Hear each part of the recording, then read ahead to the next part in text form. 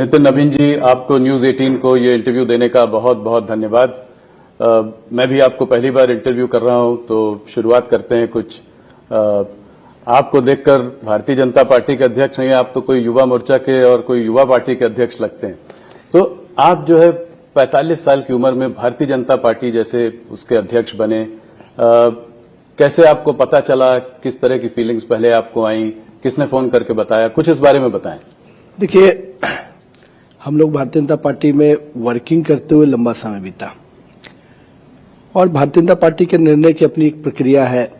संगठन के कई कामों में हम लोग को मौका मिला, उस कारण से संगठन के कामों में पिछले 10-15 वर्षों से हम लोग वर्किंग में हैं।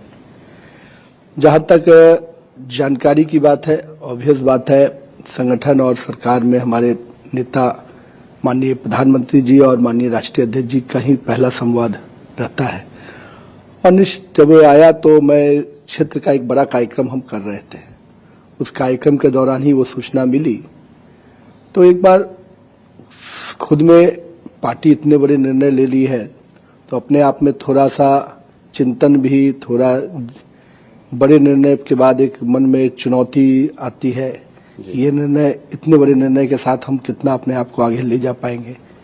तो एक कई तरह के सवाल जब आदमी को इतने बड़े निर्णय से अवगत कराया जाता है, तो जहां एक और पार्टी के भरोसा कर खुशी होती है, वहीं उसकी चुनौतियां भी सामने में नजर आती है। तो एक बड़ा ही मिश्रण कह सकते हैं कि उस समय का पहला जो रिएक्शन होता है बड़ा ही मिश्रित होता है। और जब मालूम हुआ तो मैं इतने बड़े टीम के साथ वहां पर था कि सबसे पहले तो उन लोग के साथ बातचीत करके पहले वहां से निकलना था। तो मुझे लगता है कि प्रधानमंत्री जी का संवाद और माननीय राष्ट्रीय अध्यक्ष जी का संवाद कहीं न कहीं खुशी और भरोसे को देखते हुए अच्छा लगा, लेकिन सेम टाइम में चुनौती भी सामने नजर आई। ये एक तरीके का बड़ा जनरेशनल शिफ्ट है भारतीय जनता पार्टी के लिए। आप काम करते हैं अपने से सीनियर लीडर से, मिनिस्टर्स हैं जो आपसे सीनियर हैं, तो क्या टिप्स दिया आपको प्रधानमंत्री और अमित भाई ने? देखिए, प्रधानमंत्री जी का जो पहला ट्वीट है वही उनका असेसमेंट है मेरे बारे में जी, और मैं मानता हूं कि वही मेरे लिए उनका रोड मैप या गाइडलाइन है भविष्य के आगे चलने के लिए। जब एक प्रधानमंत्री जी से मिलना हुआ, ऑब्वियसली उन्होंने सबसे पहले तो कहा कि स्वस्थ रहना जरूरी है। जिस प्रकार से प्रधानमंत्री जी खुद फिट रहते हैं, तो वो हमेशा प्रयास करते हैं कि उनकी टीम भी उस प्रकार से फिट होकर काम करे, क्योंकि काम करने के लिए जब बॉडी फिट होता है तो माइंड फिट रहता है जी। तो ये अपने आप में प्रधानमंत्री जी का जो पहला टिप्स रहता है। दूसरी जो चीजें रहती है कि एक गाइडलाइन, एक सीनियरिटी के नाते, एक अभिभावक के नाते, क्योंकि एक बड़े सवर में आप आए हैं तो उसकी कठिनाइयां, उसकी चुनौतियां, उसके जजमेंट के तरीके, कई ऐसी चीजें थी। मुझे तो लगता है कि कोई एक दिन नहीं, हर दिन प्रधानमंत्री जी का जो गाइडलाइन है वो हम लोग को काम आता है। आपको स्टैब्लिश करने के लिए उन्होंने भी आपको बॉस कहा, अपना बॉस बताया। देखिए, यही भारतीय जनता पार्टी के संगठन की खूबसूरती है कि अध्यक्ष का पद सर्वोच्च होता है और उस परिपाटी से सभी कार्यकर्ता, चाहे वो प्रधानमंत्री भी क्यों न हो, अपने आप को उस अध्यक्ष के पद की गरिमा से जोड़ के देखते हैं। नितिन जी, बहुत सारे चैलेंजेस आए हैं, आएंगे, आते रहेंगे। आपने चुनौतियों की बात की, तो इस वक्त एक सबसे बड़ी चुनौती आई थी, जो है आप विमेन्स रिजर्वेशन बिल लेकर आए, पारित कराना चाहते थे, पर वो पारित न हो सका। देखिए, पारित न हो पाने का कसक हम लोग के लिए इसलिए है कि हम लोग आधी आबादी को, देश की माता बहनों को, माननीय प्रधानमंत्री जी के कार्यकाल को देखिए तो उन्होंने सुरक्षा, सम्मान, स्वाभिमान और अब हिस्सेदारी की बात की। तो इस 3 बड़े स्फेयर के बाद एक बड़ा मौका था उनको हिस्सेदारी देने का। लेकिन हम को दुख इस बात का है कि हम इस देश की माता बहनों को उसकी हिस्सेदारी समय पर नहीं दिला पाए। वो तो तय है, भारतीय जनता पार्टी जब जब संकल्प किया है, और मोदी जी की यूएसपी भी रही है कि उन्होंने किसी चीज को संकल्प किया है तो उसको पूरा किया है।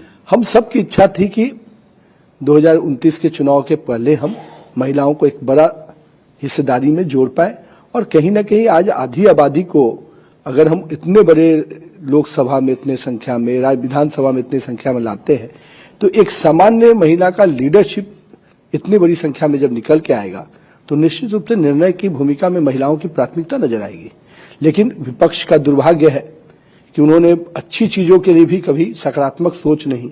मोदी का विरोध करते करते वो लोग यहां तक पहुंच गए कि देश की आधी आबादी माता बहनों के विरोध में खड़े हो गए। तो ये टाइमिंग के बारे में कुछ बताएं, इस वक्त लायक क्यों? इलेक्शन के बाद भी आ सकता था। ये ऑब्वियस बात है कि हम लोगों ने इसके लिए 2-3 महीने से तैयारी की है, कोई आज की तैयारी करके नहीं लाया है। और दूसरी बात है कि ये तो स्पष्ट था जब हमारा बिल पास हुआ था उसी समय कि हम 2026 में ही इसके फ्रीजिंग कैपिंग को हटाने के बाद हम लोग करेंगे, और आज वो समय आ गया था। तो मेरा ये मानना है कि परिस्थितियां ऐसे कई बार चुनाव आते हैं, कई राज्यों के चुनाव होंगे और उस समय पार्लियामेंट भी चलेगा। यूपी का चुनाव होता है उस समय, तो क्या पार्लियामेंट के डिसीजंस नहीं होंगे क्या? ये जो लोग हैं, कितने बार चुनाव प्रचार में राहुल गांधी जी और प्रियंका जी असम गई, पुडुचेरी गई, कितना गई? उससे ज्यादा तो कार्यक्रम मेरे प्रधानमंत्री जी, मेरे गृह मंत्री जी कर रहे हैं। तो अगर उनकी व्यस्तता नजर आती तब ना समझ में आता। वो तो केवल इसको टालना चाहते थे और विषय पे, एजेंडे पे भी डिबेट नहीं कर पा रहे थे। तो आपने तैयारी की बात की, तो ऑपोजिशन का कहना है कि कोई सलाह मशवरा नहीं किया, कोई उनसे विचार विमर्श नहीं किया, और इसको जो है सीधा ले आके उसको जल्दीबाजी में निकालने का वो था। विपक्ष अपने अंतरात्मा से पूछे कि उनसे बातचीत हुई कि नहीं हुई, ये उनको बताना चाहिए। लेकिन मेरा ये मानना है, एक सरकार होने के नाते हमारी जो भूमिका है कि हम सबको लेके चले। हम हमेशा मानते हैं कि विपक्ष भी सरकार का अंग है और उसके साथ समन्वय करके काम करना निश्चित रूप से हमारी प्राथमिकता रहती है। तो पहले बातचीत की थी आपने? निश्चित रूप से उसके कई दौर के बातचीत जो होते हैं उसमें सारी पार्टियों से, कांग्रेस से, समाजवादी से। देखिए, जो प्रक्रियात्मक बातचीत होती है निश्चित रूप से प्रयास किया गया। अगर उनके मन में था कि इसकी क्रेडिट की जाए तो प्रधानमंत्री जी ने हाउस के फोरम से कहा कि हम आपके नाम का एडवर्टीजमेंट भी दे देंगे कि आपके ही सहयोग से हुआ। लेकिन उनको नाम से ज्यादा मोदी के विरोध में ध्यान रहता है। तो